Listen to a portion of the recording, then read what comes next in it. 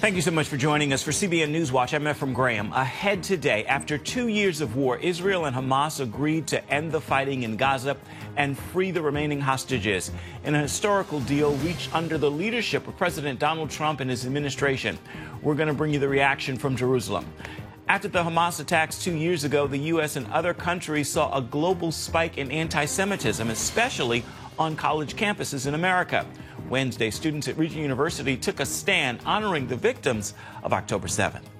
No tax on tips, one of President Trump's campaign pledges, is now law. We're going to hear from those who are glad to get the extra income and those who don't think this is a good idea. And the dangers of virtual reality for children.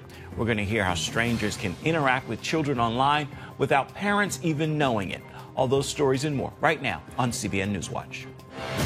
This is CBN NewsWatch.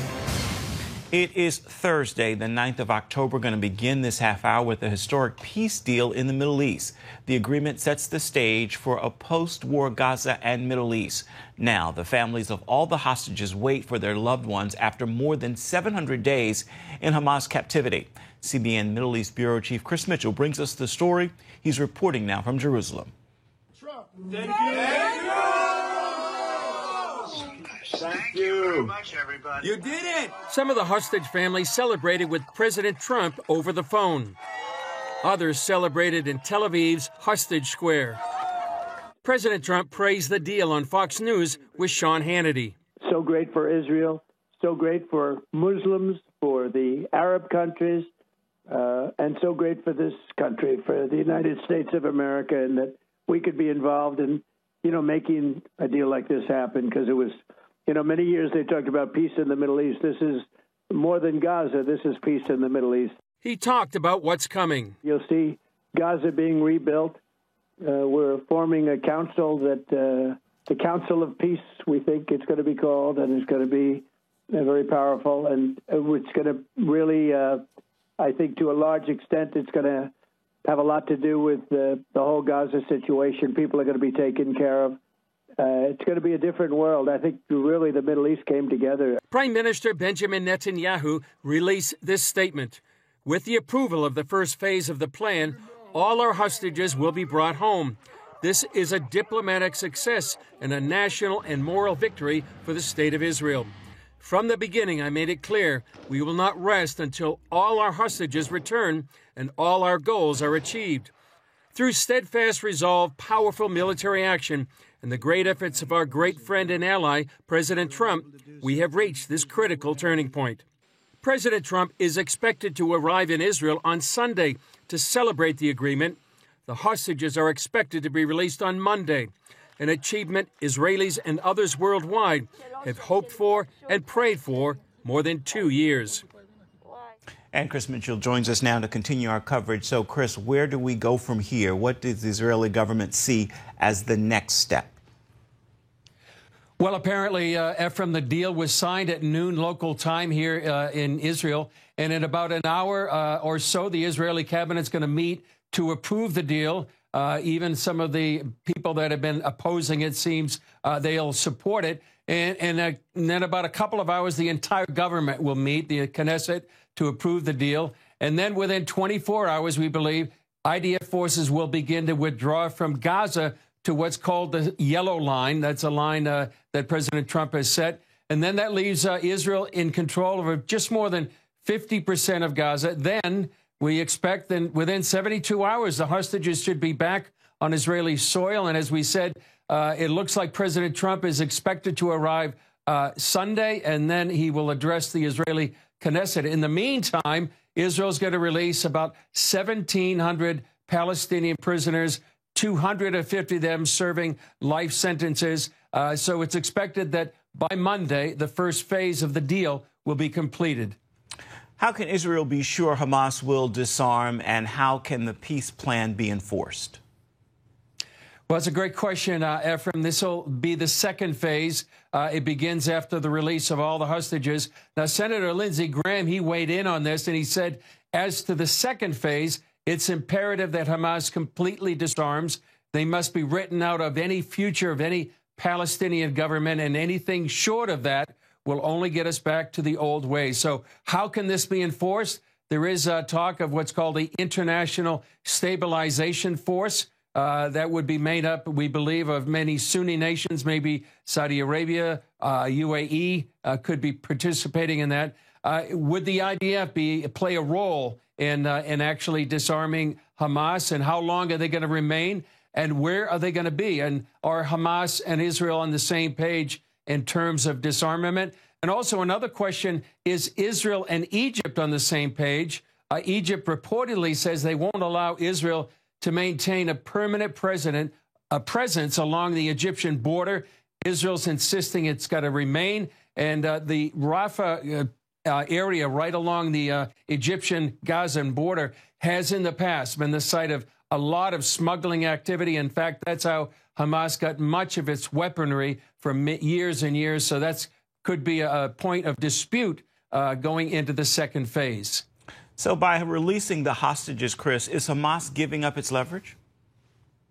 Basically, they are. That would be that's been their biggest bargaining chip ever since October 7th. So that's the bottom line. It's their most valuable chip. What's important, as we said, what Senator Graham stated, it depends if Hamas is disarmed. Will that prevent them from gaining any leverage?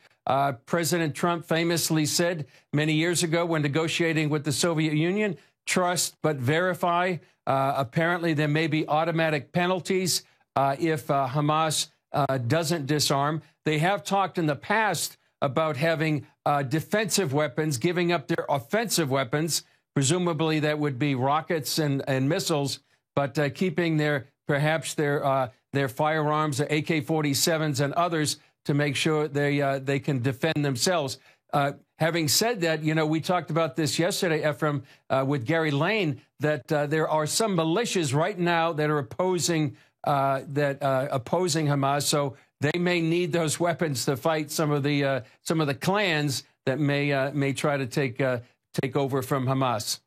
Did Israel's military attacks on Hamas and Gaza help to push them to agree to this deal? Yeah, it seems so, Ephraim. It's something that Prime Minister Netanyahu insisted from the very beginning, that it was going to be military pressure that put Hamas in a place where they would have to negotiate the release of the hostages. Remember, I believe there's 207 hostages that have been released over time, and that has been the military pressure.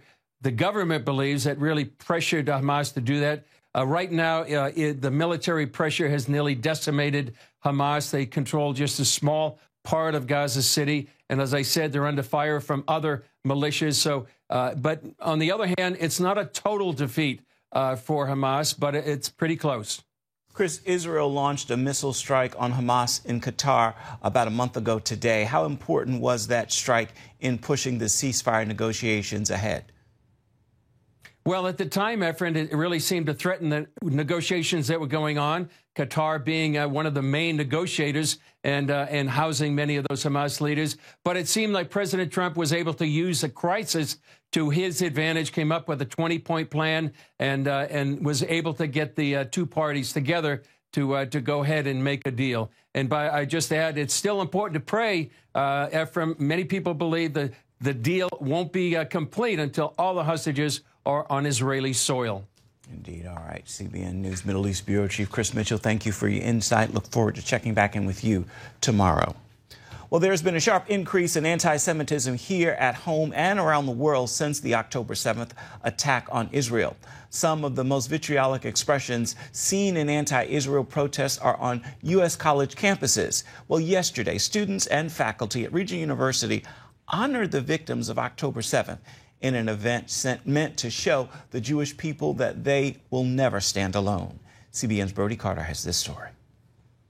There's more than 1,400 flags planted here in the ground. Each one is a tribute to a life lost on that tragic day 2 years ago. But now stories of hope, survival, and remembrance are taking center stage. Before Israel or the world could understand what was happening, cameras captured and displayed the sheer panic. And I just did that the entire drive home, thinking, God forbid we die. at least somebody will find these photos, find these videos, and show the world what happened to us. Shai Klein escaped the Nova Music Festival that morning, driving through fields and desert towards Tel Aviv, passing victims gunned down by Hamas terrorists. An amateur photographer and dual citizen, Shai, now 28, is turning that trauma into testimony, sharing his story on college campuses and urging world leaders to bring home the remaining hostages. The only thing I'll pray for right now is the return of the hostages and the end to the war.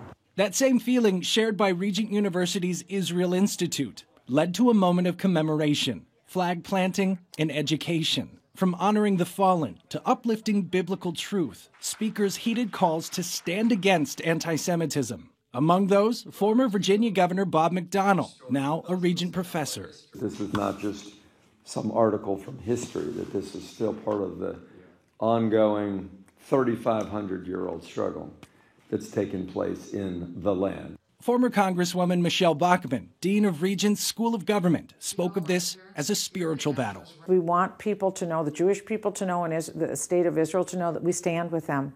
We're here for them. They aren't alone. And as the world prays for the peace of Jerusalem and for the return of the hostages, I'm Brody Carter, CBN News. Going to turn to the economy when we come back. Good news for workers who rely on tips. The first $25,000 earned is now tax-free, but not everyone is happy about that. We're going to find out why. When we come back, you're watching CBN NewsWatch.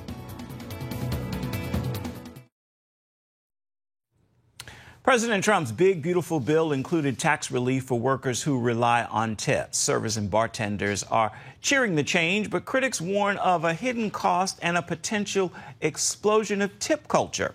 Tara Mersner breaks it all down. For the 5 million employees who rely on tips, the first $25,000 earned is now tax-free. This new law, however, is also sparking debate over who really benefits and how this might affect tip culture in an already inflation-weary society. From restaurant jobs to busy salons and rideshare gigs, tips are the bread and butter. Tips add up and tips equal out more than you would probably get paid at another part-time job. Especially now that they have to give less to Uncle Sam. No tax on tips.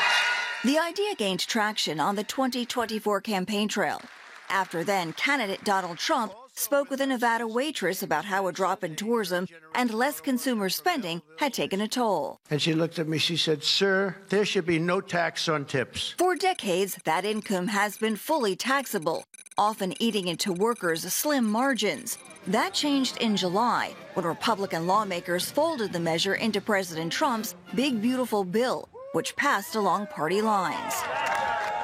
Now, these workers can exclude up to $25,000 in tips from federal taxes. It's great for all of us. It brings more cash home. It's definitely going to be a couple $100s in our paychecks, which it goes far. Now with this, we kind of have some relief with that. Well, payroll taxes on Social Security and Medicare will still apply. This move is expected to make service jobs more appealing in an industry with high turnover. $300 or $400 a month can go a long way with someone making $50 grand a year. This opens up a huge amount of new opportunities for people that otherwise may not have gone into that service industry and even managing a business of that establishment like a restaurant. Not everyone's raising a glass, though.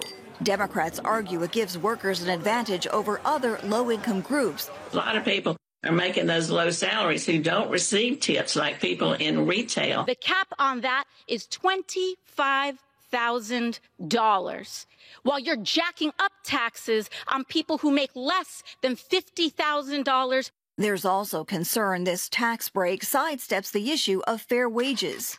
Tips are not something that are standard throughout the world. For example, as waiters are happier and are able to have more productive careers because they don't rely on tips. The law is also set to take effect as surveys show many Americans are fed up with tip mania. A backlash to the growing number of quick service restaurants like Starbucks and Panera asking customers to tip. Critics argue that exempting those dollars from taxes could reinforce a growing tipping trend that already feels stretched too far. Mind you, I just came in and got my own food. 18% gratuity is already included in the bill. Girl, it's water. Then there's the long-term cost. By some estimates, this tax break could balloon the federal deficit by up to $200 billion over a decade if no spending cuts offset it. This is yet another essential giveaway that is financed through debt. The law would expire in 2028 unless Congress extends it. The American people are overtaxed, particularly the working people are overtaxed. There's no doubt about it. And they need a tax cut. And this is going to help them. The problem is it's short term. Enforcement is another hurdle. Federal agencies must now craft rules to track and verify tips. This remains a challenge in cash-heavy industries, and experts warn that poor implementation could undermine the law or create loopholes. For now, many tipped workers will soon savor the cash, as others wonder, will the relief last, and is the price tag worth it? Whether no tax on tips survives beyond 2028 likely depends on who controls Congress and how voters view a policy that critics say favors certain workers while leaving others to pick up the tab. In Washington, I'm Tara Mergener, CBN News. Still ahead, a warning about the dangers of virtual reality being used by children. What parents don't know is that sometimes strangers can use this technology to reach out to their children, and that can lead to serious consequences. We're going to have the story for you right after this.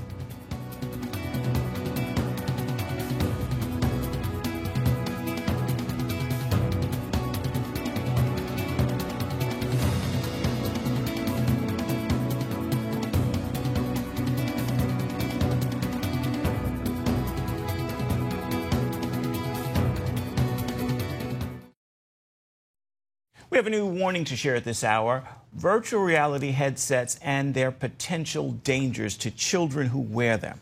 Research shows most parents are not aware strangers can interact with children who use this technology. Medical reporter Lori Johnson shows us this look at what's being done. Virtual reality involves strapping a headset to the face so the person wearing it can no longer see or hear the real world. This totally immersive experience can often feel more authentic than anything on a TV, laptop, or phone. Users often create an avatar or character that interacts with others operated by people they often don't know. These avatars can speak in a disguised voice, corner, and touch other players. Meta is deeply involved in virtual reality, and 2 former employees recently testified at a Senate hearing about the company's research into the risks of this alternative reality. I quickly became aware that it is not uncommon for children in VR to experience bullying, sexual assault, to be solicited for nude photographs and sexual acts by pedophiles, and to be regularly exposed to mature content like gambling and violence, and to participate in adult experiences like strip clubs and watching pornography with strangers. There will also be instances that we have seen of where you can hear people sexually pleasuring themselves transmitted over audio in a spatial sense as you are being surrounded and brigaded and being harassed. So it's not just simple statements, it is actually the transmission of the motion and the audio of sex acts itself. And so that is what causes children to have the physiological and psychological response as if it were happening to them in the real world. Yes, exactly. Visually and auditorily, it feels real. These whistleblowers accused Meta of suppressing studies into the extent VR can harm teenagers and kids even younger. When my colleagues' research showed the emotional impact of children being threatened by physical harm by strangers online, Meta not only restricted internal sharing, but manipulated reports to obscure any emotional damage. Experts explain why this age group is especially vulnerable. Their prefrontal cortexes of their brains are not fully developed yet. They're immersed in this new world. Online safety advocate Donna Rice Hughes, president and CEO of Enough is Enough, advises parents to warn their children about this modern-day stranger danger. The thing is, you have to teach your kids that you cannot recognize a disguised predator. They pretend to be somebody that they're not. She adds technology companies need to implement safeguards, which is why Hughes supports the Kids Online Safety Act. It basically will hold these platforms accountable, that they have got to mitigate harm to kids. The bill is currently in the Senate. Meta has hired armies of lawyers and lobbyists, spent millions of dollars to kill the Kids Online Safety Act. It's dangerous for their business model, even if their practices are dangerous to kids. The legislation would protect minors' data, provide tools for parents, and make it easier to report harm. Lori Johnson, CBN News. And we are coming back with an encouraging word for your day ahead. Stay with us. You're watching CBN NewsWatch.